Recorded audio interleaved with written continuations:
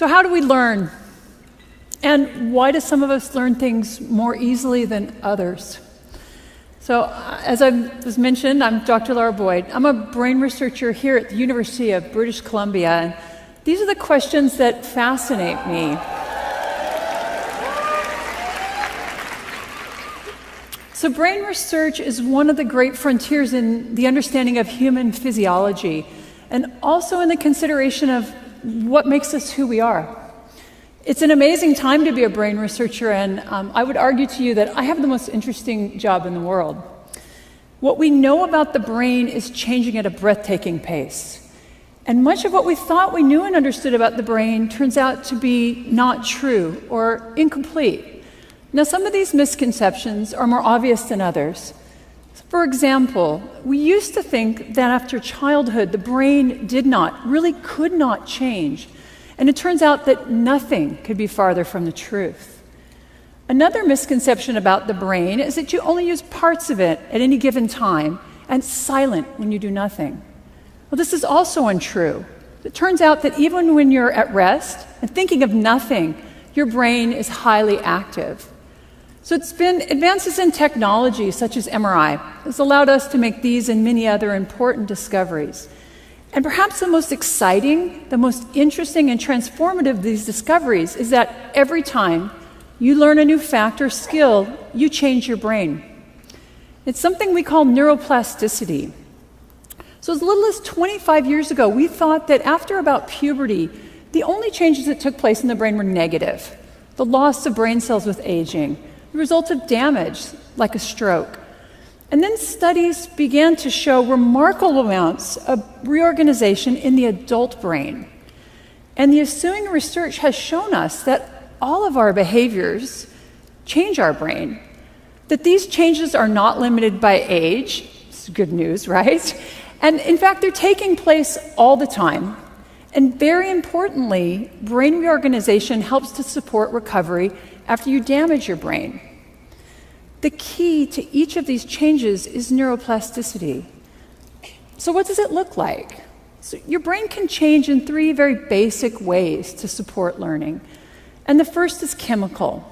So your brain actually functions by transferring chemical signals between brain cells, what we call neurons, and these trigger a series of actions and reactions. So to support learning, your brain can increase the amount or the concentrations of these chemical signaling that's taking place between neurons. Now, because this kind of change can happen very rapidly, this supports short-term memory, or the short-term improvement in the performance of a motor skill. The second way that the brain can change to support learning is by altering its structure. So during learning, the brain can change the connections between neurons. Now here, the physical structure of the brain is actually changing, so this takes a bit more time. These types of changes are related to long-term memory, the long-term improvement in a motor skill. Now, these processes, they interact, and let me give you an example of how. So we've all tried to learn a new motor skill, maybe playing the piano, maybe learning to juggle. And you've had the experience of getting better and better within a single session of practice and thinking, I've got it. And then maybe you've returned the next day and all those improvements from the day before, they're lost. What happened? Well, in the short term, your brain was able to increase the chemical signaling between your neurons. But for some reason, those changes did not induce the structural change that are necessary to support long-term memory. Remember that long-term memories take time, and what you see in the short term does not reflect learning. It's these physical changes that are now going to support long-term memories and chemical changes that support short-term memories. Structural changes also can lead to integrated networks of brain regions that function together to support learning. And they can also lead to certain brain regions that are important for very specific behaviors to change their structure or to enlarge. And so here's some examples of that. So people who read Braille, they have larger hand sensory areas in their brain than those of us who don't. Your dominant hand motor region, which is on the left side of your brain if you're right-handed, is larger than the other side. And research shows that London taxi cab drivers who actually have to memorize a map of London to get their taxi cab license, they have larger brain regions devoted to spatial or mapping memories. Now, the last way that your brain can change to support learning is by altering its function. As you use a brain region, it becomes more and more excitable and easy to use again. And as your brain has these areas that increase their excitability, the brain shifts how and when they're activated. With learning, we see that whole networks of brain activity are shifting and changing. So neuroplasticity is supported by chemical, by structural, and by functional changes. And these are happening across the whole brain. They can occur in isolation from one another, but most often they take place in concert. Together, they support learning, and they're taking place all the time. So I've just told you really how awesomely neuroplastic your brain is. So why can't you learn anything you choose to with ease? Why do our kids sometimes fail in school? Why, as we age, do we tend to forget things? And why don't people fully recover from brain damage? That is, what is it that limits and facilitates neuroplasticity? And so this is what I study. I study it specifically how it relates to recovery from stroke. So recently, stroke dropped from being the third leading cause of death in the United States to be the fourth leading cause of death. Great news, right? Well, it actually turns out that the numbers of people having a stroke has not declined. We're just better at keeping people alive after a severe stroke. It turns out to be very difficult to help the brain recover from stroke. And frankly, we have failed to develop effective rehabilitation interventions. The net result of this is that stroke is the leading cause of long-term disability in adults in the world. Individuals with stroke are younger and tending to live longer with that disability. And research from my group actually shows that the health-related quality of life of Canadians with stroke has declined. So clearly, we need to be better at helping people recover from stroke. And this is an enormous societal problem, and it's one that we're not solving. So what can be done? One thing is absolutely clear. The best driver of neuroplastic change in your brain is your behavior. The problem is that the dose of behavior, the dose of practice that's required to learn new and relearn old motor skills, it's very large.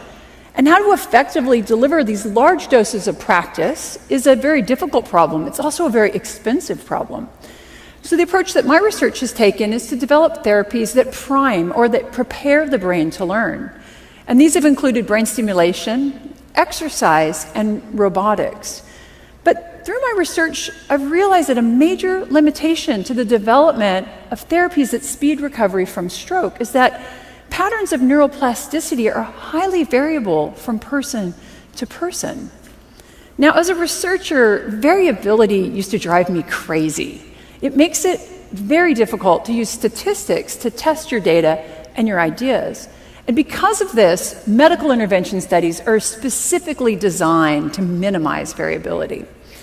But in my research, it's becoming really clear that the most important, the most informative data that we collect is showing this variability. So by studying the brain after stroke, we've learned a lot, and I think these lessons are very valuable in other areas. So the first lesson is that the primary driver of change in your brain is your behavior. So there's no neuroplasticity drug you can take. Nothing is more effective than practice at helping you learn, and the bottom line is you have to do the work. And in fact, my research has shown that increased difficulty, increased struggle, if you will, during practice actually leads to both more learning and greater structural change in the brain. The problem here is that neuroplasticity can work both ways. It can be positive. You learn something new and you refined a motor skill. It also can be negative, though. You forgot something you once knew. You become addicted to drugs. Maybe you have chronic pain.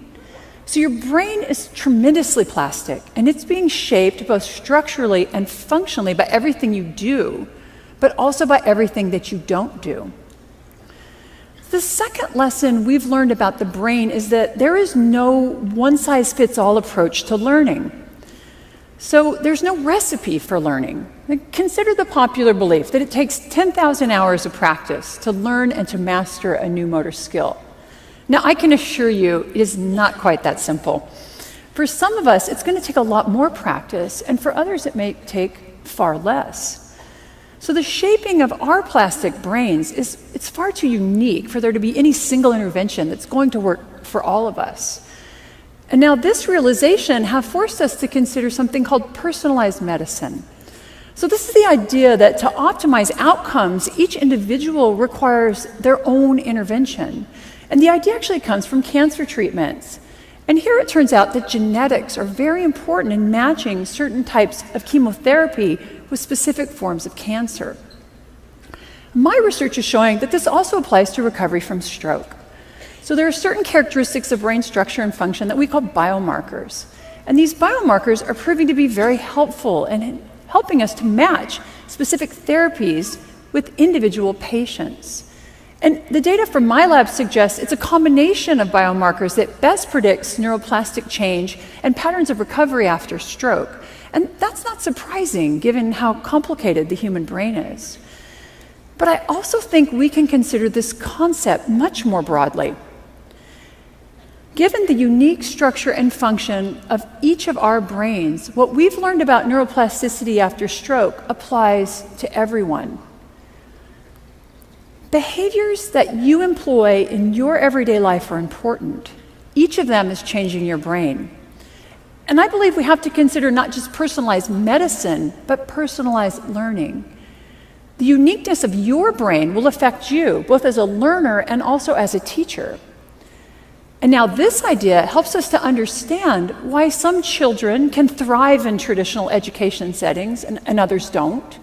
Why some of us can learn languages easily, and yet others can pick up any sport and excel. So when you leave this room today, your brain will not be the same as when you entered this morning. And I think that's pretty amazing. But each of you is going to have changed your brain differently. Understanding these differences, these individual patterns, this variability and change, is going to enable the next great advance in neuroscience. It's going to allow us to develop new and more effective interventions and allow for matches between learners and teachers and patients and interventions. And this does not just apply to recovery from stroke. It applies to each of us as a parent, as a teacher, as a manager, and also, because you're at TEDx today, a lifelong learner.